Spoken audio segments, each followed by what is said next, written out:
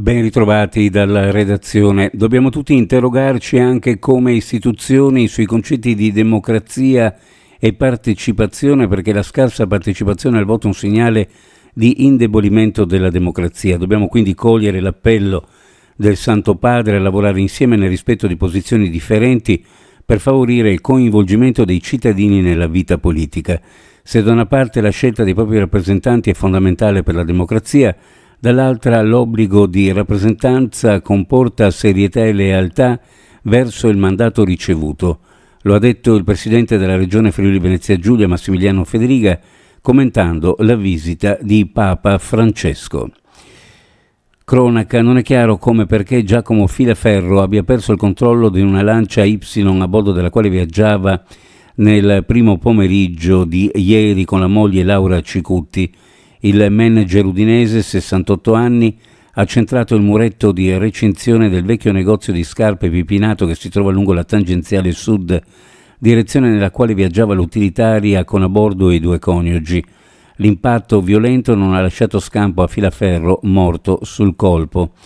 I vigili del fuoco intervenuti sul luogo dell'incidente assieme al personale medico-infermieristico inviato dalla struttura operativa regionale per l'emergenza sanitaria Sores hanno estratto dalle lamiere accartocciate della Y la moglie del 68enne, portata in codice rosso, quella che identifica gli interventi per dinamica più complessi all'ospedale Santa Maria della Misericordia. Ha riportato ferite in più parti del corpo, ma è apparsa lucida e non è in pericolo di vita.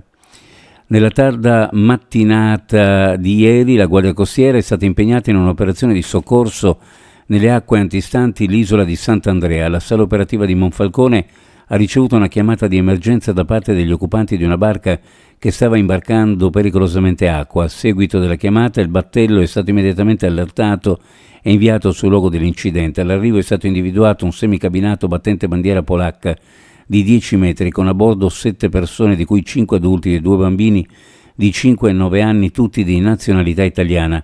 Il gruppo di turisti era partito dalla Marina Planais di San Giorgio di Nogaro per trascorrere una domenica in barca. Durante la navigazione hanno notato delle anomalie a bordo e, preoccupati per la loro sicurezza, hanno deciso di chiamare i soccorsi. La Guardia Costiera ha trasbordato i passeggeri sul proprio mezzo e li ha trasportati a Lignano. Nonostante lo spavento, tutti i turisti sono risultati essere in buone condizioni di salute. Sono passati 70 anni dalla prima partenza da Trieste della motonave Castelverde per l'Australia e per l'occasione a Melbourne si è tenuto un importante evento sabato scorso al Trieste Social Club della città australiana, aderente all'associazione Giuliani nel Mondo, nel quadro appunto della celebrazione per i 70 anni. Nell'occasione il presidente della sede centrale dell'associazione, Giorgio Perini, venuto appositamente da Trieste, ha premiato le 3 sorelle Tosi arrivate in Australia nel 1954 sul Castelverde e ha consegnato targhe di benemerenza ai 3 club di Melbourne dell'associazione, la Famiglia Istriana, il Circolo dei Fiumani e appunto il Trieste Social Club, che quest'anno festeggia 55 anni della fondazione. Uno sguardo alle previsioni meteorologiche.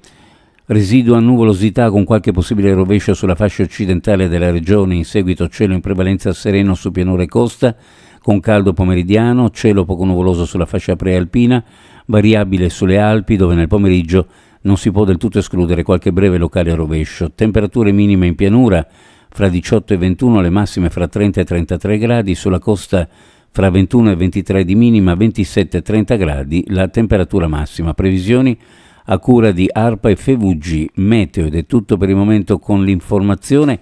Grazie per averci seguito, a più tardi.